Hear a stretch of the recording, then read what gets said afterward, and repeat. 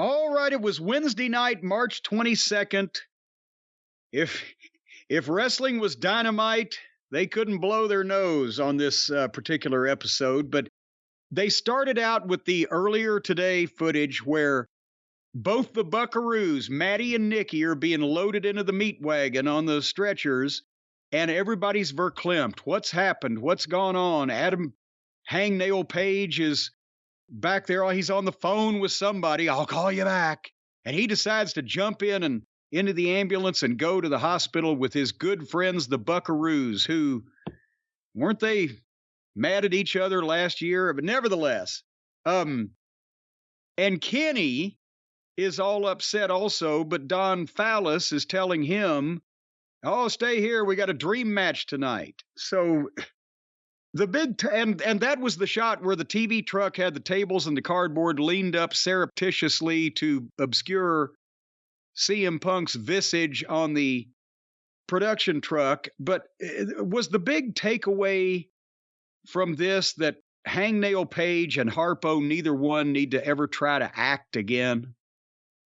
I thought there were two big takeaways. One, that we're getting more of this really, really poorly done childish elite drama, multi-week garbage series of angles. Yeah.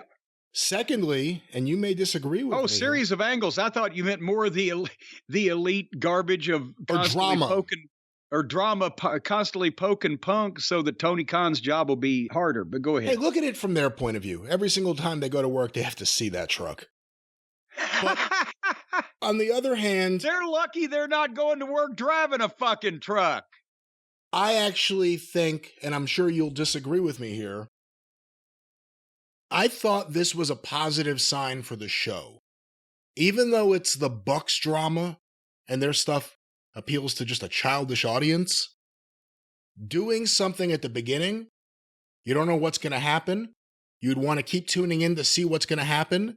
You have to figure there'll be some kind of payoff or something, a clue later in the program.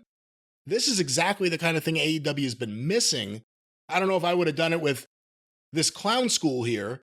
Well, I was about to say I understand what you're saying. The intention, which you've talked about in the past, was the classic Raws or a good program. Something starts at the beginning and it refreshes through the Bloodline thing they've been doing, where they're constantly refreshing.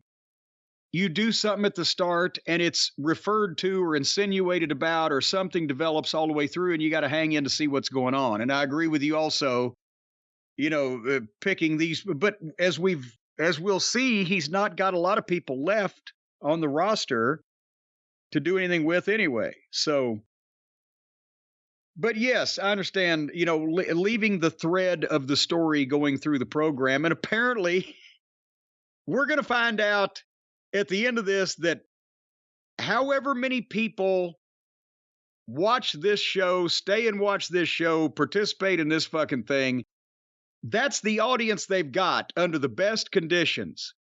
It would no baseball, no big goddamn basketball playoff game, nothing against them.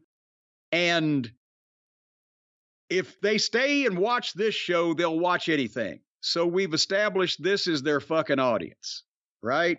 But again, I'm just going to say, notwithstanding it's the Bucks and Kenny Omega and Adam Page, starting the show like this really stands out when they never start a show like this. It's always something in the ring. Let's go right to the ring. Let's get a match going. So I think this is a positive thing in terms of just audience retention. Yeah, well, and it worked, as we'll get to the end. And that's why I say, if they've got people that will stick through this thing in the optimum condition. I think you mentioned earlier when we were off the air, they didn't have a baseball game, big sporting event against them. So this was the chance to try to hook people. And now we see what they got. But anyway,